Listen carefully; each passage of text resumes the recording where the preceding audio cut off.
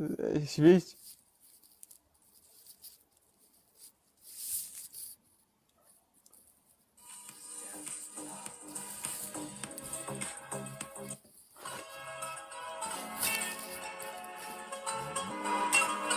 مفيش مشكلة كمان. يا محمد العرب عيونها صار يقدح عن شرار.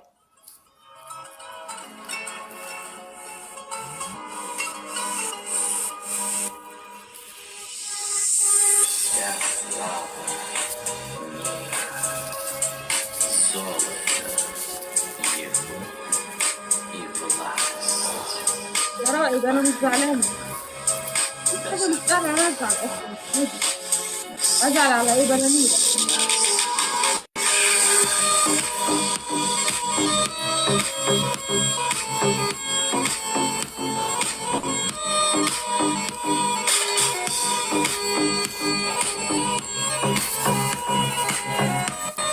شباب دخيلكم يا الربع. خير يا شباب. ليندا من بعد اذنك يا ليندا، والله العظيم اذا حطيت معجون اسنان على وجهي يمكن انعمي. ابو سلطان، علي ابو سلطان ابن العم، حط لي ايدك بالجوله من بعد اذنك، لانه في مؤامره صارت علي.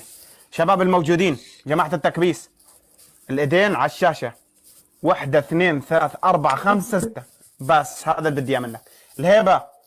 الهيبه تحالفوا علي ابن العم، من بعد اذنك زدت لي فخذ اسد، وبس اخلص الجوله بعت لك فخذين. من بعد اذنك الهيبه، لانه عم نلعب احكام. شوف ايش سويت بيها. حطيت على وجهها 3 طبقات. اول طبقه معجون اسنان، بعدين بودره، بعدين معجون اسنان، الحز معجون اسنان، بعدين بودره. هيك سماكه المعجون صار. فبدي منك تاخذ لي هاي الجوله من بعد اذن شواربك، وبيناتنا نتحاسب بس نخلص الجوله ان شاء الله. في داعم هنا، يا ريت يتدخل يا جماعة لو سمحتوا بعد اذنكم. ما في حدا يتدخل والهيبه موجود. الهيبه عنده اكبر معرض سيارات بقطر، كلياتها مرسيدس. يعني اذا يبيع الجنط السياره اللي تحت بيته تمام ياخذ الجوله. ربنا اكبر هذا من الهبه الهيبه. بتاعك ده، ربنا اكبر من الهبه بتاعك ده، وقادر ان هو يبعت لي داعم اقوى واكبر منه بمراحل. لك وفي ما اخر في الثواني داعم والهيبه يخش موجود. بسكور انت مش متوقعه. لك الله وكيلك الهيبه اذا عصب ليرشق اسد الحز. شو فيك يا عمي؟ هذا الهيبه هذا.